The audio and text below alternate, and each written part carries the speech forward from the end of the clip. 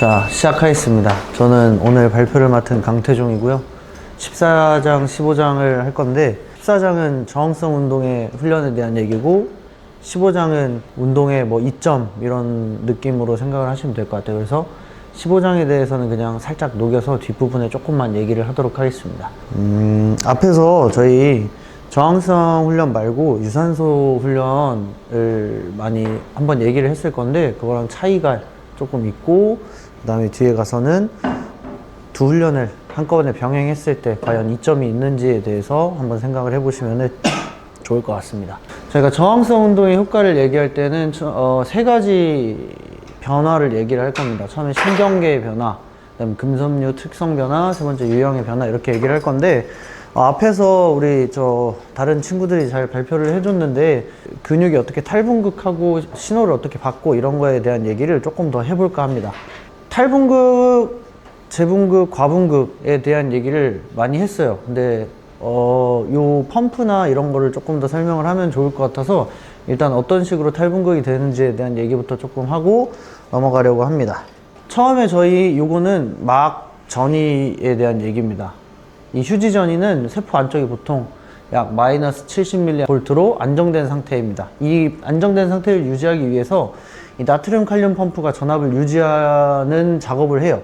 그래서 3나이칼, 3나이칼에서 외우면 되는데 나트륨 3개를 내보내고요. 칼륨 2개를 들여보냅니다. 그래서 이 나트륨을 이제 계속 더 내보내기 때문에 저희가 그냥 단순하게 숫자로 따져봐도 나트륨 3개, 칼륨 2개 이렇게 차이가 나죠. 그러다 보니까 더 많은 것들을 더 내보내기 때문에 안쪽이 더 마이너스인 상태다 라고 생각을 하시면 조금 더 쉬울 것 같습니다. 이 상태에서 저희가 안정이 되어 있는 상태인데 그 상태에서 어떤 자극이 오게 되면은 특정 자극 이상 역치에서 저희가 반응을 하게 되고 그 상태가 저희가 탈분극이 되게 됩니다. 그래서 나트륨 채널이 열리면서 밖에 저희가 나트륨 이 분자가 많죠. 이 밖에 있던 나트륨들이 통로가 열리게 되면은 그냥 한 번에 쏟아져 들어오게 됩니다. 안쪽이 마이너스였는데 바깥쪽이 더 높았기 때문에 이게 안쪽으로 확 상승해서 양전하로 변하게 됩니다. 이 순간이 저희가 탈분극 순간이라고 생각을 하시면 되고 이때가 30mV 정도다 생각을 하시면 됩니다. 올월 논 법칙이라고 그 밑에 역치는 아예 저희가 자극으로 받아들이지 않습니다. 그래서 그 역치 자극이 제각 이상일 때 저희가 탈분극이 시작되고 여기서 시작을 됐으면 여기서 끝나는 게 아니라 얘가 열렸네? 하면 옆에도 같이 연쇄적으로 계속 열리게 됩니다. 그래서 저희가 근육을 움직일 때 보면은 저희 가교 이런 거 배우셨죠? 마이오신 머리. 이 마이오신 머리 하나만 움직이고 끝나는 게 아니라 연쇄적으로 계속 움직이게 돼서 결국 큰 근육이 다 수축을 할 수 있다라고 생각을 해주시면 좋을 것 같습니다. 자, 근데 이게 열렸다. 저희가 계속 들어왔어요. 그럼 저희가 평생 수축만 하고 살 수는 없죠. 다시 돌아가야 됩니다. 그래서 이 과정을 재분극이라고 생각을 하시면 돼요. 그래서 열렸던 채널이 다 닫히고 이 칼륨 채널이 열려서 밖으로 유출이 됩니다. 칼륨 세포가. 그래서 이 지금 안쪽으로 지금 많이 들어와 있기 때문에 이거를 저희가 몸은 다시 정상 상태로 돌아가기 위해서 일단은 다시 안쪽에 있던 거를 밖으로 막 빼내게 돼요. 그러면 다시 음전화 방향으로 회복이 되겠죠.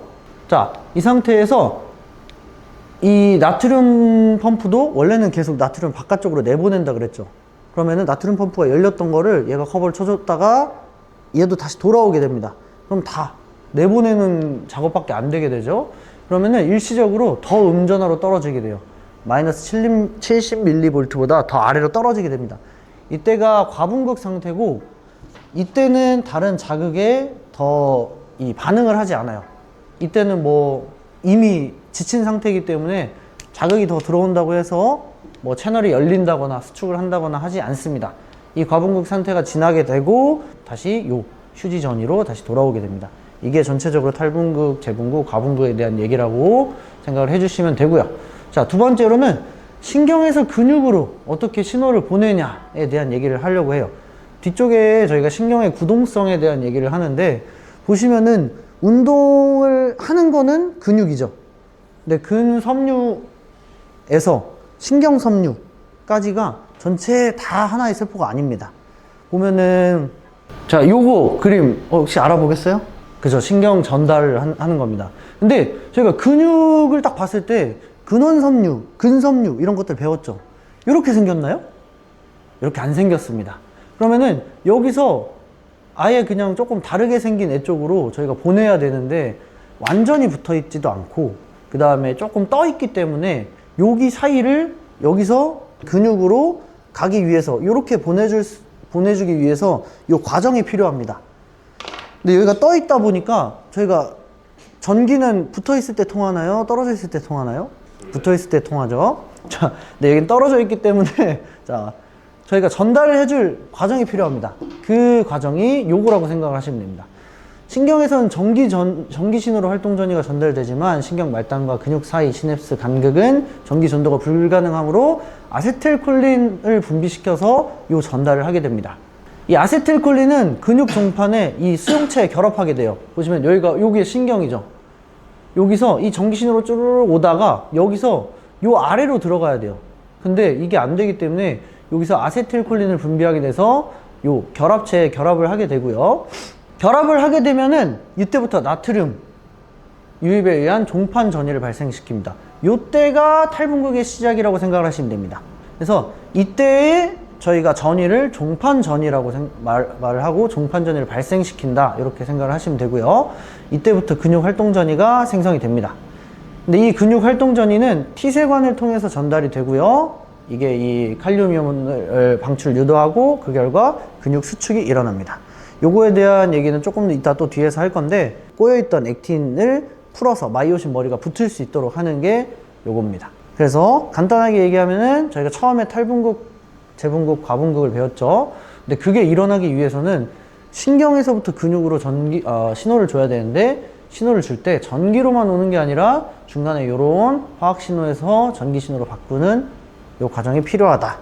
요거를 먼저 알고 저렇게 전달이 되는구나 생각을 해주시면 좋을 것 같습니다. 저희가 이번에 이 저항성 운동에 대해서 좀 얘기를 할 건데 단기적으로는 요 그래프를 보시면 알겠지만 정말 단기간에 운동을 했을 때는 근육이 비대해지진 않습니다. 근데 단기적으로 근력이 상승을 해요. 그럼 요건 뭐냐? 왜 근육이 커지지도 않았는데 내 근력이 상승을 하지? 요 부분에 대한 얘기를 저희가 신경계에서 신경계가 적응을 했다로 설명을 합니다. 근데 문제는 대부분 운동 연구가 여기서 끝나버리기 때문에 이 뒤쪽에 대한 변화를 확실한 연구로 아직까지는 뭐 정말 이게 정문이다 얘기를 하긴 어려워요. 근데 이런 증거들이 있으니까 우린 이렇게 생각을 한다라고 생각을 해주시면 됩니다. 자, 그래서 이 신경이 적응했다는 거 어떤 걸로 알 수 있냐? 첫 번째는 교차 훈련입니다. 교차 훈련이라는 거는 거기서 적응이 되지 않는다. 왼발 계속 저희가 지구력 훈련을 해도 오른쪽 발에는 크게 영향을 미치지 않는다 얘기를 했습니다. 근데 저항성 운동을 했을 때는 교차 훈련이라고 해서 왼팔에 이런 저항성 훈련을 했을 때 오른팔의 근력도 증가한다 라는 연구 결과들이 많이 있다. 그래서 이건 어떻게 된 거냐? 왼팔을 계속 하다 보니까 단기적으로는 신경이 적응을 했기 때문에 마찬가지로 몸에 이어져 있는 오른팔도 똑같이 근력이 증가한다 이런 얘기를 하는 겁니다. 그래서 보면은 단기간을 훈련했을 때 근력이 올라가요. 근데 근비대는 일어나지 않습니다. 그럼 이게 뭐냐? 요 교차 훈련 때문이다 라고 얘기를 하는데 요 교차 훈련도 여러 가지 이유들에 따라서 이렇게 교차 훈련이 된다 하는데 이 가장 크게 얘기하는 거는 기랑의 활성이 떨어졌기 때문에 이렇게 된다 이렇게 얘기를 합니다. 가장 큰 거는 이 신경 구동력의 증가라고 하는 건데 이 신경 구동력이라는 건 쉽게 말해서 여기를 움직여! 하는 명령이라고 생각을 하시면 됩니다. 그게 증가했다라고 생각을 하시면 되는데 요 증가를 하는 데 있어서 원인은 요 아래쪽 크게 이 책에서는 3가지를 얘기하고요. 나머지도 몇 개 있을 겁니다. 근데 요 책에서 얘기한 것만 조금 얘기를 하도록 하겠습니다. 자, 첫 번째는 활성화된 운동 뉴런의 수입니다. 운동 뉴런의 수가 활성화됐다라는 거는 어떤 의미에서 신경 구동력이 증가하냐를 얘기를 했을 때 가장 큰 거는 이제 억제에 대한 수준을 낮춰준다입니다. 아까 뒤에서 얘기했던 것처럼 기랑의 활성을 다운시킨다라고 얘기를 했는데 요게 그거에 가장 큰 이제 작용을 한다 생각을 하시면 돼요. 저희가 움직임을 만들 때 2두가 수축하면은 3두는 늘어나게 되죠. 상대적으로. 그러면은 주동과 기랑이 나눠지게 됩니다. 근데 이때 주동근이 수축하는 것보다 기랑근이 더 활성화가 좀 많이 된다 하면은 어떻게 되죠? 힘이 약해지거나 제대로 된 움직임 못 내겠죠. 근데 그런 사람은 거의 없지만은 저희가 이 주동근의 힘이 늘어나는 데 있어서는 기랑근의 이 활성도가 조금 낮아지면서 저희가 주동근의 힘이 강해진다, 이런 얘기들을 합니다. 자, 그래서 여기서 가장 많이 얘기하는 건 저희 골지 텐던에 대해서 얘기를 합니다. 금방추와 다르게 골지 텐던이 가장 크게 관여하는 힘의 종류가 뭐다? 그렇죠, 장력이에요. 자, 쉽게 얘기하면은 금방추는 근육, 섬유, 아주 그 가운데 이렇게 박혀 있다 생각하시면 되고, 골지 텐던은 텐던에 있는 기관입니다. 쉽게 말해서 이 골지 텐던은 장력을 감지하는 거기 때문에 어느 장력 이상 늘어나게 되면은 이거 위험하다 해서 신호를 보내서 바로 근육을 툭 하고 놔버리게 하는 거예요. 자, 보시면은 저희가 기시정지 배우죠. 자, 기시와 정지를 봤을 때 힘줄, 근육, 힘줄 이렇게 붙어 있죠. 자, 근육이 줄어들면 힘줄은 어떻게 되죠? 그죠, 늘어납니다. 늘어나면은 장력이 커지는 거죠. 근데 일정 이상 내가 근육을 계속 잡고 있어야 된다, 어느 이상 계속 수축이 된다 하게 되면은 몸은 그걸 위험으로 감지를 하죠. 그러면은 요 골지 텐던에서는 요 이상 장력은 위험하다, 근육을 이완시키자 해서 툭 놔버립니다. 이 골지 텐던이 흥분되게 되고 구심성 신경을 통해 이 근숙축 정보를 전달합니다. 그러면은 이거는 억제성 전달 물질을 통해 그 운동신경을 억제시키게 되고요, 여기서 놔버려 하게 되는 거죠. 그래서 물건을 떨어뜨려서 내 근육, 요 근섬유 자체를 보호하게 되는 요 기관이라고 생각을 하시면 됩니다. 근데 이게 저항성 훈련을 계속 하면은 요거에 대한 이 내성을 키운다, 이렇게 그냥 이해를 하시면 좋을 것 같습니다. 자, 그 두 번째는 운동 뉴런 발화 속도입니다. 요건 뭐냐? 저희가 신호를 보내는 속도 자체가 많아지고 빨라진다 라고 생각을 하시면 됩니다. 요거에 대한 얘기인데요, 저희가 신호를 아까 탈분극 얘기를 했죠. 탈분극은 전기 신호입니다. 전기는 결국 방전이 되겠죠. 근데 이 신호 한 번이 제가 말했던 것처럼 탈분극, 재분극 이렇게 끝나죠. 근데 탈분극, 재분극을 아까 저희 이 마이오심 이 가교 하나로만 생각을 했을 때 탈분극, 재분극 하고 끝나버리면은 수축이 강하지가 않을 겁니다. 왜냐면 근육이 바로 이완되기 때문에. 근데 여기서 끝나는 게 아니라 요 웨이브 하나를 탈분극이라고 생각을 하시면 돼요. 그러면은 여기서 탈분극하고 끝나버리면은 큰 힘을 내지 못할 겁니다. 근데 근육이 다 이완되기 전에 계속해서 탈분극이 일어나게 되면은 저희가 근육은 계속 수축하게 되겠죠. 그러면 조금씩 더 강한 힘이 만들어질 겁니다. 그거에 대한 얘기예요. 그래서 결국 탈분극 하게 되면은 결국 이렇게 큰 힘을 조금 더 오래 유지할 수 있다라고 생각을 하시면 될 것 같습니다. 자, 세 번째는 운동 단위 동기화인데, 요거는 간단하게 얘기하면은 그냥 아까 말했던 아세틸콜린과 시냅스 소포의 증가를 의미합니다. 여기서 아까 저희가 처음에 말했었죠. 이렇게 내려와서 전기 신호로 왔다가 화학 신호로서 내 근육에 이렇게 신호를 전달해야 되는데, 여기서 분비되는 아세틸콜린, 그리고 여기서 아세틸콜린을 받아서 신호로 변경을 해주는 요 소포체의 증가 자체를 얘기합니다. 그래서 이 아세틸콜린이 전달이 돼야지 근육에서 신호를 받아서 탈분극을 시작하겠죠. 근데 그것들이 많아진다라는 거는 결국 이렇게 요거랑 이어지겠죠. 탈분극이 조금 더 계속 많아진다. 그래서 결국 이런 것들로 인해서 신경에 적응이 일어나기 때문에 근비대 자체는 일어나지 않지만 근력 자체는 올라간다 얘기를 합니다. 자, 다음은 주동 기랑 활성, 이거 활성이에요. 활성 비율 변화예요.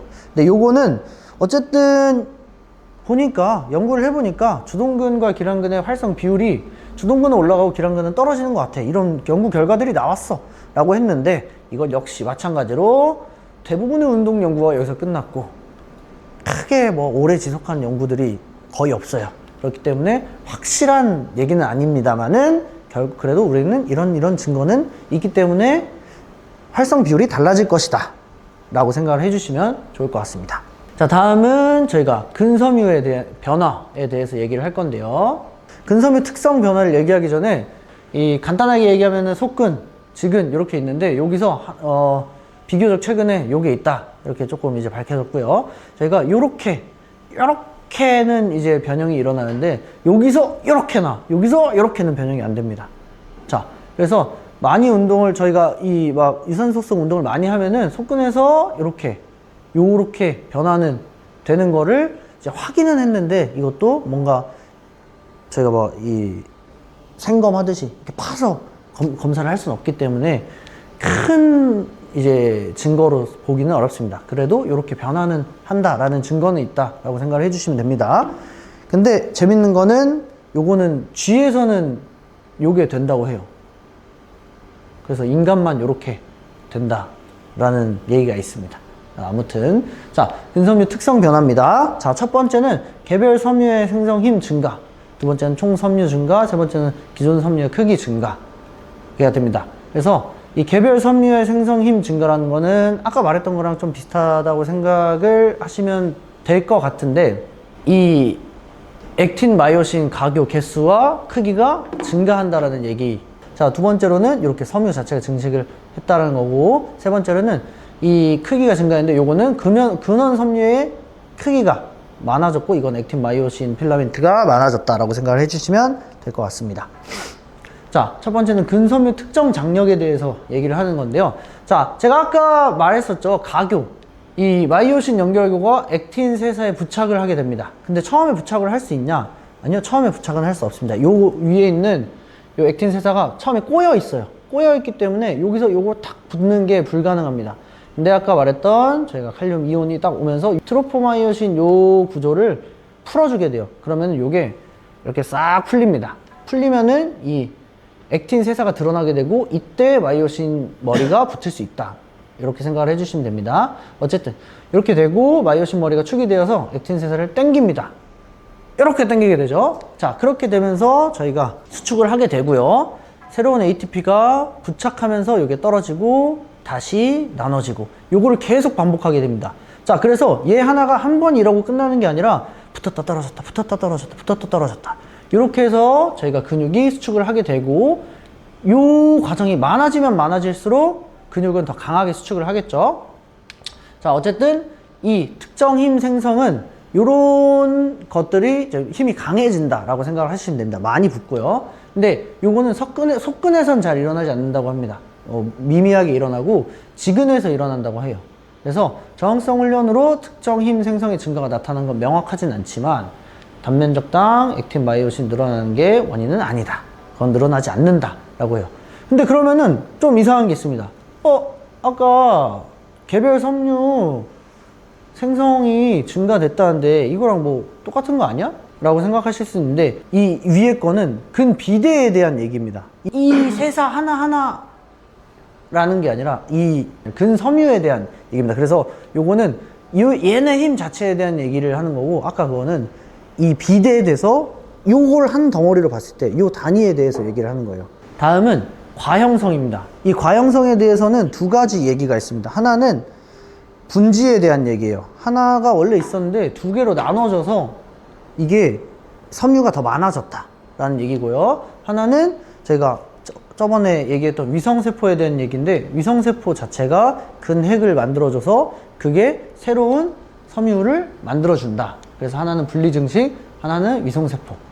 근데 아까도 이것 또한 저희가 떼서 근생검을 한 게 아니기 때문에 확실하진 않다라는 얘기를 책에서 계속 하고 있습니다. 요거는 이 비대는 말 그대로입니다. 그래서 장력이랑 다르게 속근에서 많이 유도돼요, 이 비대 자체는. 그래서 근섬유 단백질이 많아지고, 그럼 각요가 자연스럽게 많아지겠죠. 그럼 요게 많은 힘을 생성할 수 있다, 이렇게 생각을 해주시면 좋을 것 같습니다. 자, 그래서 생리학적 변화로는 이렇게 세 개를 얘기할 수 있습니다. 첫 번째, 근육 산화 능력 개선, 그리고 항산화 능력 개선, 세 번째, 임줄인대 뼈 강도가 증가한다. 그래서 이런 세 가지 능력 개선들로 인해서 저희가 뒤쪽에 15장에서 또 노인에 대한 얘기들을 합니다. 근 위축, 그 다음에 근 생성에 대한 얘기를 하는데, 그래서 결국 노년기에 운동을 하는 게 우리한테 이득이 있냐라고 했을 때는 요게 증거가 되겠죠. 다음은 근성장에 대한 얘기입니다. 요거는 근성장, 처음에 저희가 운동을 시작했을 때 초보자와 이 오래 운동한 사람을 비교해 보면은 같은 기간을 운동했을 때 근비대가 훨씬 많이 일어나는 거는 훈련되지 않은 사람이죠. 그래서 초반에 저희가 운동을 하면서 내 몸이 막 커지고 막 불고 이런 거에 재미를 느껴서 운동을 시작하는 사람들이 있는데, 흔히 말하는 운택이라 그래가지고 이제 뭐 운동해도 뭐 달라지지도 않고 몸도 별로 안 커지고 이런 것들에 대한 얘기입니다. 근데 이게 뭐 때문이냐, 어쨌든 근비대는 합성 속도가 분해 속도보다 커야 되고요. 그럴 때 당연히 일어나겠죠. 그리고 최소 3주 이상 했을 때 저희가 일어난다라고 생각을 해주시면 되는데, 이 합성 단백질이 증가되고 유지되는 시간 자체가 훈련되지 않은 대상자에서 훨씬 더 오래 지속됩니다. 그래서 떨어지는데도 더 오랜 시간이 걸리겠죠. 그럼 자연스럽게 요만큼의 차이만큼 비훈련자가 더 근합성에 대해서 유리할 겁니다. 그래서 그런 이유 때문에 저희는 비훈련자, 초보자가 훨씬 더 초반에 근비대가 많이 일어납니다. 자, 그래서 근비대, 아까 말한 단백질 합성이 어떻게 일어나는 건데, 이에 대한 얘기는 요겁니다. 제가 저항성 훈련, 이게 자극을 주죠. 이게 기계수용체를 활성화하고요. 요게 보면은 PA, 그 다음에 인산화 효소를 활성화시킵니다. 요게 뭔지에 대해서는 그냥 지금은 그냥 요런 게 있다 생각을 해주시면 될 것 같아요. 그냥 전체적으로 봤을 때는 요 과정보다는 그냥 요 MTOR 활성화가 된다, 요것만 생각을 해주시면 됩니다. 그래서 저항성 훈련이 MTOR 경로를 활성시킨다. 그래서 이게 액틴과 마이오신 합성이 증가가 되고, 이게 결국 근비대를 일으킨다. 이렇게 그냥 경로만 생각을 해주시면 좋을 것 같습니다. 자, 그래서 저항성 훈련은 단백질을 합성하고 근육을 성장시킵니다. 이게 어떻게 되는 거냐, 이 리보솜이 단백질 공장이라고 생각을 해주시면 됩니다. 저희가 이거를 이해를 하려면은 RNA에 대해서 이해도가 좀 있어야 되는데, 저희가 유전자 정보라고 그러죠. 요 RNA는 사람마다 다 다르다는 걸 알고 있을 겁니다. 요 RNA를 구조적으로 뜯어보면은 요 긴 줄 하나에 요 사이에 있는 사다리가 다다다다닥 붙어 있는 꼴이고요. 요 순서 자체가 이 유전 정보라고 생각을 하시면 됩니다. 이건 사람마다 다르겠죠. 어쨌든, 그리고 내 내장, 그 다음에 그냥 이 골격근, 요것도 구조가 다르고 이 기능이 다르기 때문에 그거에 대한 요 RNA 구조도 좀 다를 겁니다. 그러면은 내가 운동을 했을 때 그냥 내 세포 자체만 많아지면 되느냐? 그건 아니겠죠. 그러면은 내가 정확하게 이 골격근이 늘어나기 위해 요 순서를 맞춰서 생성을 해야 될 겁니다. 그것들을 해주는 게 바로 이 리보솜이라고 생각을 해주시면 돼요. 그래서 리보솜이 증가되는 거는 단백질 공장이 확장되는 거다라고 생각을 해주시면 좋을 것 같습니다. 보시면은 이 MTOR이라는 것 자체가 요게 활성화 됐을 때 이 단백질 합성 촉진자라고, 이 단백질 합성을 할 수 있는 신호를 주는 애라고 생각을 하시면 되는데, 이 뒤에 얘기를 하겠지만 요거랑 반대되는 것들도 있습니다. 그래서 헷갈리지 않기 위해서는 MTOR이 저희가 저항성 훈련 때 활성화가 된다라는 것만 생각을 해주시면 될 것 같고요. 이 류신에 대한 얘기를 많이 합니다. 저희 운동하면은 많이 먹죠, 보충제. 프로틴도 있고, 프로틴도 막 보면은 뭐 단백질 함량이 얼마나 되네 만에 게이너도 있고요. 그 중에 하나가 BCAA도 있습니다. BCAA라고, 요거는 따로 이 MTOR 합성에 능할 수 있도록 이런 걸 활성화 시켜준다, 이런 것도 있는데, BCAA 중에는 뭐 지방대사를 촉진시키는 것도 있고요. 뭐 이런 뭐 어떤 기능을 한다, 이런 것들이 많습니다. 그 중에 저희가 류신이란 것을 많이 얘기를 하는데, 요거는 보시면은 류신은 MTOR 합성에 기여를 할 수 있다, 이런 얘기를 합니다. 그러면은 이 류신만 먹으면 되는 거 아니냐 라는 얘기를 하는데, 운동을 하고 류신을 먹었을 땐 시너지가 납니다. 근데 어쨌든 제가 아까 얘기했던 것처럼 이 기계적 자극이 있을 때 수용체가 활성화되기 때문에 류신만 냅다 먹어서는 비대는 없습니다. 거의 없다고 생각을 하시면 됩니다. 아까 위성세포에 대해서 조금 더 얘기를 하려고 하는데, 이 보시면은 요 박혀있는 게 이 근핵입니다. 컨트롤 센터라고 생각을 하시면 돼요. 이 컨트롤 센터 하나당 내가 컨트롤할 수 있는 범위가 있을 거예요. 근데 근비대가 일어났을 때는 이 근핵이 막 생기는 게 아니라 그냥 아까 말했던 섬유 자체만, 단백질 자체만 생기겠죠. 자, 그러면은 컨트롤 센터는 그대로인데 땅만 계속 넓어져요. 그럼 이게 저희가 컨트롤이 될까요? 되지 않습니다. 자, 그러면 그때 해줄 수 있는 게 컨트롤 센터를 더 많이 세우는 것들이겠죠. 자, 요걸 해주는 게 저희가 위성세포라고 생각을 해주시면 됩니다. 고강도의 훈련은 미세한 근육 손상을 일으키게 됩니다. 요건 저희가 알고 있죠. 이때 위성세포가 활성화돼서 근육을 복구, 성장시키고요. 그 다음에 이 근육 복구 성장이 계속 이제 진행이 되면서 이 근획을 계속 만들게 됩니다. 그래서 여기 신기한 게 저희가 머슬 메모리 얘기를 하는데 이때 근육 기억 머슬 메모리가 형성이 되는 거죠. 그래서 고부하와 고반복은 위성세포 활성화 자극에 효과적이다 라고 얘기를 할 수 있습니다. 그래서 위성세포는 제일 중요한 거는 회복에 조금 많이 도움을 준다 라고 생각을 해주시면 될 것 같습니다. 다음은 디트레이닝에 대해서 얘기를 할 건데요. 요거랑 엮어서 생각을 해주시면 될 것 같습니다. 근력과 근육량의 감소가 일어나게 되죠. 훈련을 안 했을 때. 이때는 마찬가지로 근력이 먼저 뚝 떨어지게 됩니다. 이건 마찬가지로 처음에 저희가 단기간에 훈련을 했을 때 뭐부터 적응을 한다 했죠? 신경부터 적응을 한다 했죠. 마찬가지로 이것도 신경계의 적응이 조금 더 이제 감소되면서 일어난다 라고 생각을 해주시면 되고요.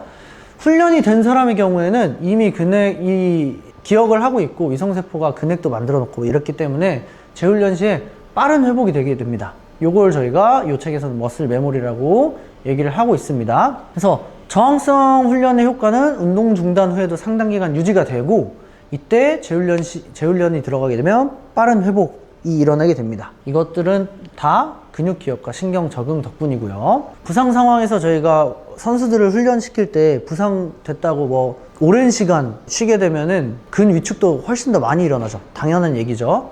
자, 그래서 부상 상황에서 저희가 웬만큼 처치가 됐을 때 어느 정도 훈련을 시키는 이유도 마찬가지로 이러한 이유들 때문입니다. 근위축을 줄일 수 있기 때문에. 자, 그래서 골격근이 비활동되어 있을 때는 이 산화 스트레스, 라디칼이 더 증가가 되게 되고요. 마찬가지입니다. 합성은 감소되게 되는데 저희가 아까 근비대가 일어나려면 어떻게 됐죠? 이 파괴보다 합성이 훨씬 더 많았을 때 근비대가 일어난다 라고 했는데 디트레이닝이 되게 되면은 합성은 당연히 감소하게 되고요. 단백질 파괴는 그대로 증가가 됩니다. 요 산화 스트레스 때문에. 그럼 이게 당연히 근위축으로 이어지겠죠. 자, 그래서 저희가 마지막 목표입니다. 앞에서 말했던 지구력 훈련과 저항성 훈련을 병행했을 때에 대한 얘기들을 할 건데요. 그냥 간단하게 표로 보시면은 요렇게 뭐 많은 것들이 있겠지만은 가장 중요한 거는 저희가 알고 싶은 건 여기 있죠. 단백질 합성 경로. 이거는 mTOR 경로가 활성화됐고 그래서 단백질 합성이 증가가 됩니다.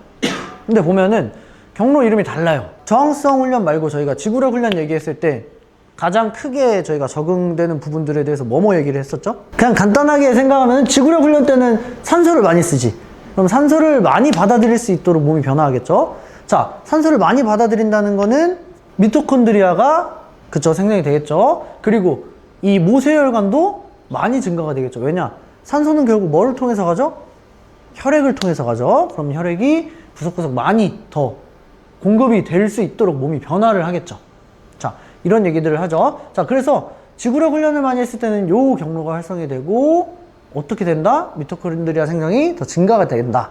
그래서 얘랑 뭐가 다른데 얘에 대한 얘기는 이 뒤에 있습니다.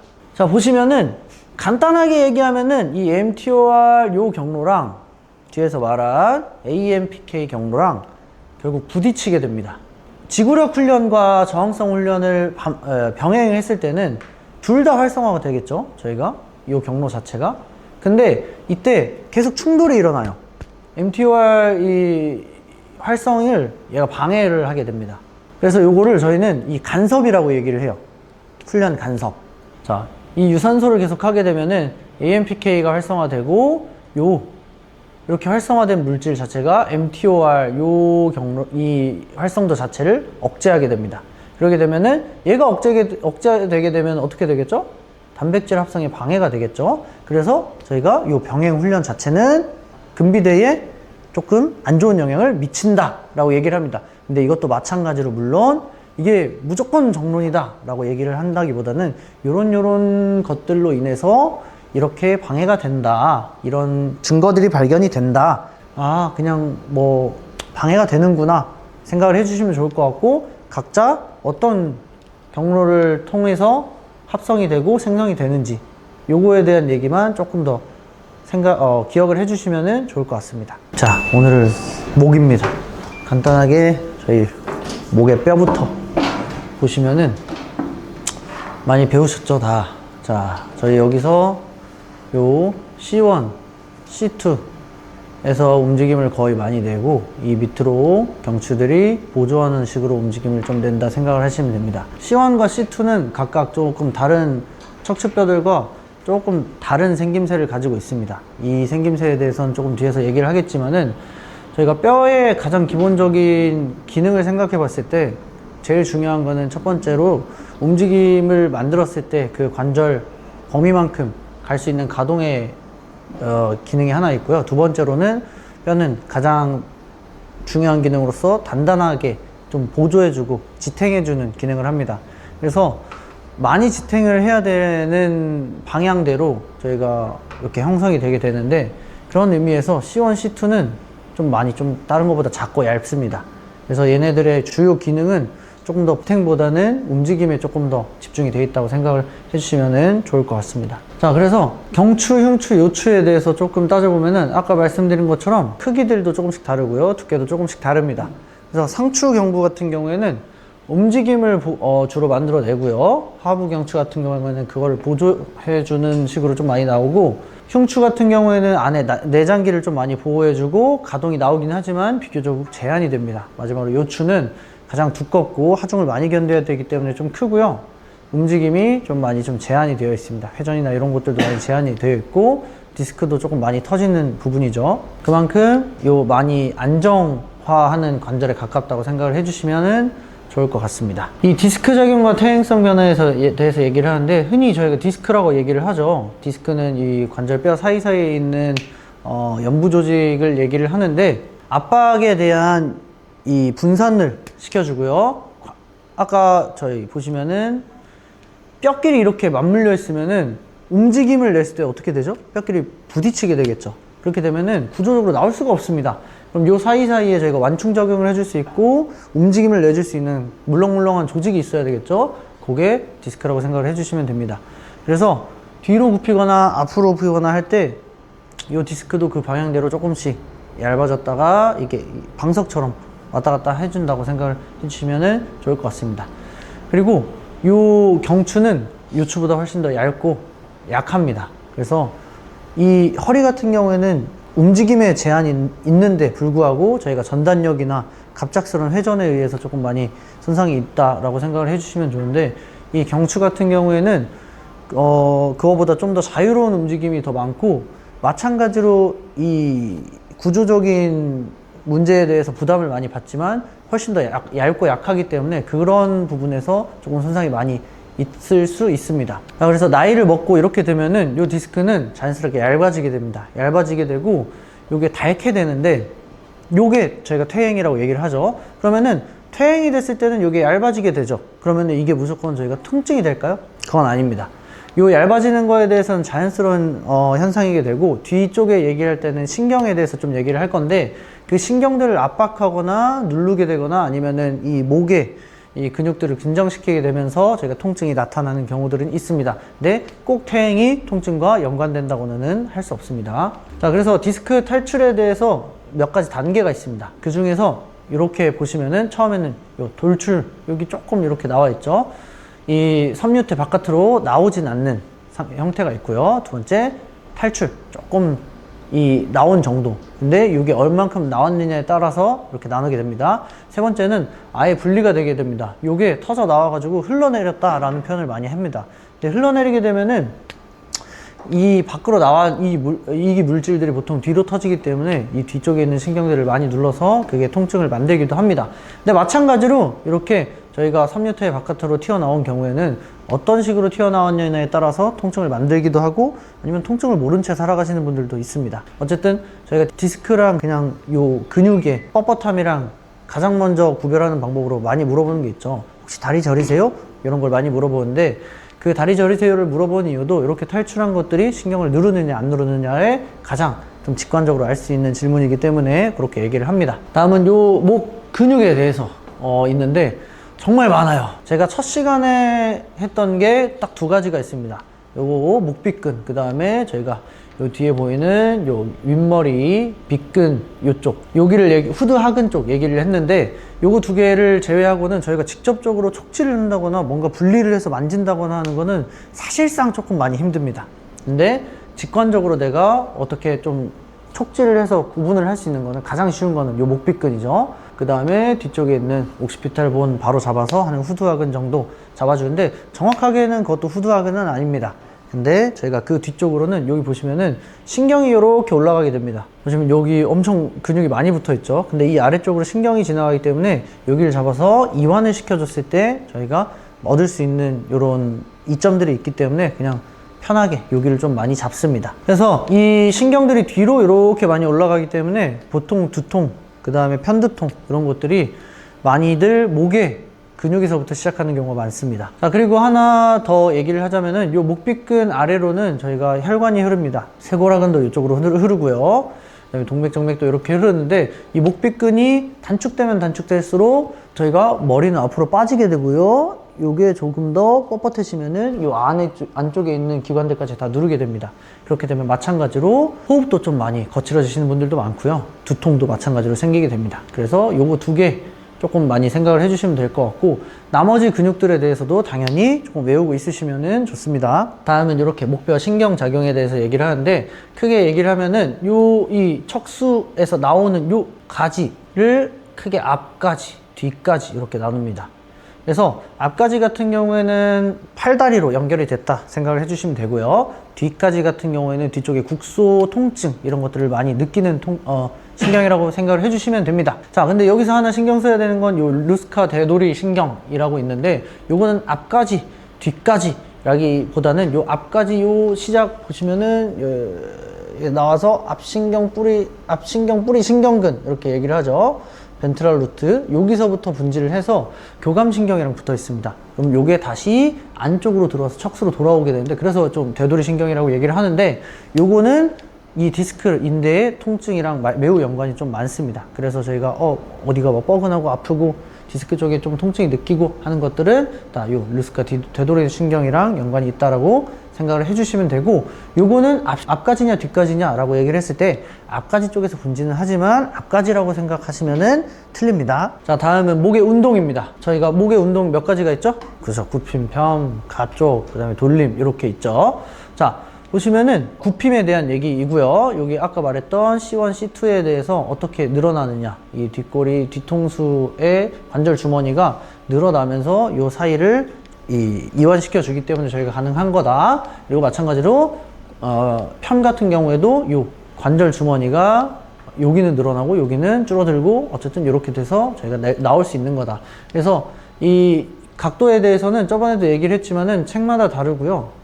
사람마다 조금씩 차이도 있습니다. 근데 대략적으로는 요 정도 각도가 나온다라고는 알고 계시면 좋을 것 같습니다. 다음은 요 축 돌림입니다. 돌림에 대해서는 저희가 가장 아까 말했던 것처럼 C1, C2가 가장 많이 관여를 하죠. 거의 50% 이상이 그쪽에서 움직임을 낸다라고 생각을 하시고, 나머지는 보조적으로 생각을 해주시면 됩니다. 그래서 움직임 자체를 조금 3D로 보시면은 그대로 그냥 이 뒤쪽에 돌기를 기준으로 보셨을 때 이게 같이 살짝 지네처럼 두루룩 따라가면서 움직인다고 생각을 해주시면 좋을 것 같아요. 그래서 저희가 흔히 말하는 척추 측만 이런 것도 2D로 봐서 이렇게 그냥 후인 게 아니라 많이들 3D로 보셔야 돼요. 이게 저희가 움직임을 회전을 내면은 다른 이 척추 뼈들이 보조를 해준다 그랬죠. 가쪽을 보게 되면은 저희가 이 돌기를 기준으로 같이 돌아가게 됩니다. 돌아간 상태에서 측만이 생겼다, 이런 경우가 좀 많이 있습니다. 그래서 2D로 보기보다는 3D로 좀 많이 보시는 게 좋습니다. 그래서 C2고요. 요거를 저희가 축이라고 생각을 하시면 됩니다. 그래서 축돌기라고 많이 얘기를 하고, 엑시스라고 하죠, C2를. 그게 여기서 유래됐다고 생각을 해주시면 되고요. 이 위에 이렇게 C1이 붙고요. 그 다음에 저희가 돌릴 때는 이렇게 돌아갑니다. 아무튼 자, 머리 내밈과 뒤 당김에 대한 이 동작도 저희가 가능하다. 요거는 이 목뼈 부위 손상은 조금 치명적일 수 있으므로 사전 예방과 안전한 예방이 필수다. 뭐 당연한 얘기들을 쭉 써놨습니다. 어쨌든 간단하게 뭐 이런 식으로 해야 된다라는 거고요. 정상 정렬에 대한 얘기입니다. 이 그리드를 요 격자로 따서 저희가 포인트를 잡고 저희가 정렬이 맞나 이런 얘기들을 합니다. 아주 정확하다고 얘기는 어렵지만 그래도 전체적으로 정렬 상태는 볼 수 있습니다. 그래서 저희가 뭐 얘기하면 뭐 이거 많이 보셨죠? 귀 뒤 어깨 중심 뭐 SIS 무릎뼈 조개가 앞 이렇게 많이를 하는데 마찬가지로 요것도 책에 나와서 저희가 가져와 봤습니다. 상위 교차 증후군으로 저희가 약화되는 근육군과 단축되는 근육군 이렇게 좀 나눠서 이 상위 교차 증후군을 좀 많이 얘기를 했었죠, 옛날에는. 근데 요거 하나로 저희가 다 판단을 하기는 어렵습니다. 왜냐, 이 몸은 움직임을 만들어내죠. 그래서 이 상태로 저희가 굳어 있는 상태가 아니기 때문에 정렬을 맞출 수 있는 능력이 있느냐 없느냐에 요즘엔 좀 더 초점이 맞춰집니다. 그래서 정렬 상태를 맞춰보세요.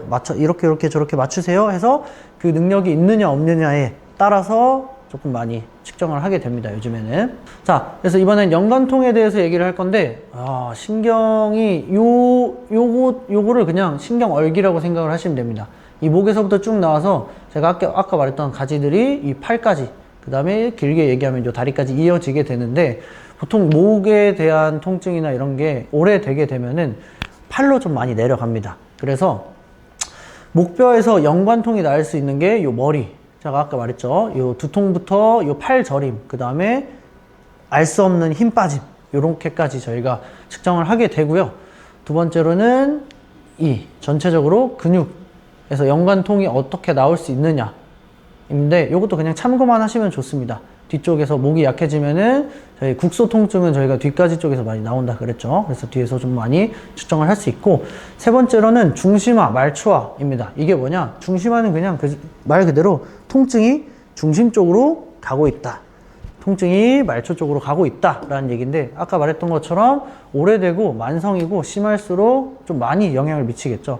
그래서 저희가 이 처치를 해주고 운동을 진행시킬 때 말초화되고 있는지 중심화되고 있는지에 대한 체크도 같이 들어가야 됩니다. 자, 그래서 검사를 좀 많이 하는데 목의 움직임에 대한 검사를 좀 해줍니다.